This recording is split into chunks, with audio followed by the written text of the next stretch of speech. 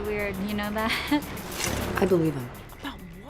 Sienna Shaw is the final girl that Art the Clown didn't plan for, but she's not the one with the worst luck here. That belongs to Allie, the teenager who lets Art into her home on Halloween night. He doesn't knock, he just walks in carrying a trash bag full of tools. The lights flicker, the mask grins, and the movie forgets about pacing for a while. Allie hides in her bedroom, trembling, phone in hand, thinking this is still a home invasion story. It's not. Art cuts her scalp open, peels skin from her face like paper, and then keeps going long after the body stops fighting back.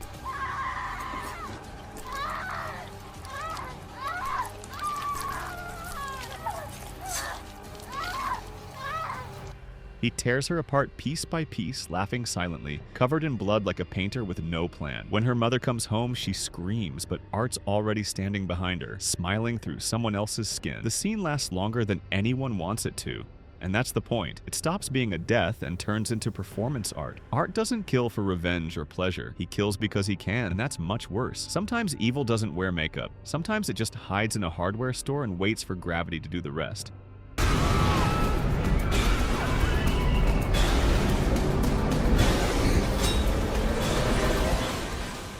Erin Ulmer thought she'd beaten the system. Not the system a lot of us are trying to beat, but death's system. After surviving the roller coaster disaster, she and Ian are just trying to move on, working in a hardware store surrounded by every tool death could ever need. It's the perfect setup. Sharp objects, heavy machinery, no supervision. You can almost hear the gears warming up. They argue about fate when a shelf collapses. A box of nails spills. The air compressor hisses. Erin walks right into the path of a nail gun, and a single spark pulls the trigger. The gun fires repeatedly, pinning her head to the wall in a quick, mechanical rhythm. Fast, clean, deliberate. Ian watches in silence, covered in dust and disbelief. For once, death doesn't need theatrics. No chase, no build-up. Just a moment's distraction and the sound of metal hitting bone. Erin never even gets a scream out. It's the quietest scene in the film, and somehow the worst. You can dodge fate, but you can't outsmart it, especially when it's carrying a sword the size of a car door. Shoot! Shoot! Inside the burned-out church, the survivors think they've found safety. Rose, Sybil, and a few others hide from the creatures that own the streets outside.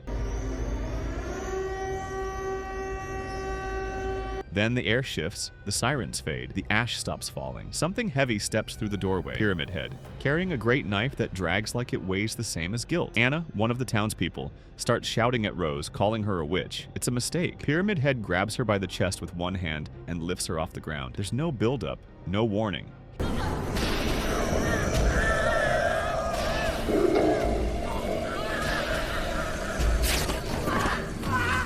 He twists once, rips the skin off her entire body in one clean pull, and throws it at the church doors. The blood hits like paint, sealing everyone else inside. It lasts 3 seconds, but it feels longer because no one breathes after. The camera doesn't flinch, and neither does he. Pyramid Head walks away without looking back, his knife scraping the stone floor behind him, as if even the sound knows to stay out of his way. Hell looks different for everyone. For some, it's a monster in the street. For others, it's just a nightmare that's getting too real.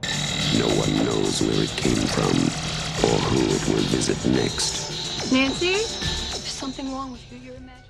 Tina Gray thinks the nightmares are just stress. The same burned man keeps appearing, the one with knives for fingers.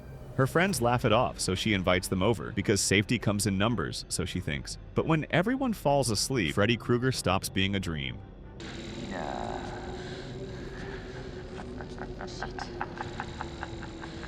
This is God. Tina wakes up in the dark, pulled by something she can't see. The walls stretch, shadows breathe. Rod watches in horror as she's dragged up the walls and across the ceiling. She's thrashed around and screaming. Blood sprays across the sheets. The camera never cuts away, and Rod can't touch her. He can only stand there as she's carved open by what it seems to be nothing. Then she falls, hitting the bed hard. Blood starts pooling beneath her. Freddy doesn't appear again. He doesn't need to. Her death sets the tone for everything that follows. Loud, messy, and personal. It's not the first slasher kill on film, but it's the one that made people afraid to fall asleep. It's starting to feel like horror has a rule. Girls suffer the worst deaths. Don't worry. Equal opportunities come. The next one finally gives the guys their turn. Of you in here as children. We were not allowed in here as children. We were confined to the nursery, in the attic.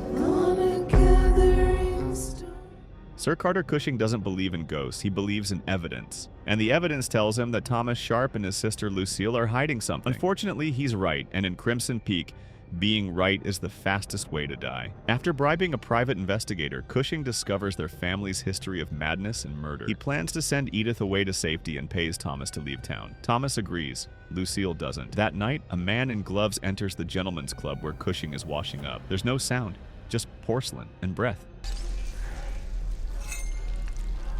His face is slammed into the sink again and again until it cracks and caves in.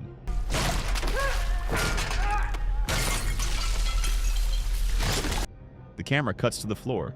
Blood trickles toward his polished shoes. The next morning, everyone calls it an accident. But in a Guillermo del Toro movie, accidents don't happen. They're designed with elegance. I'll be right back.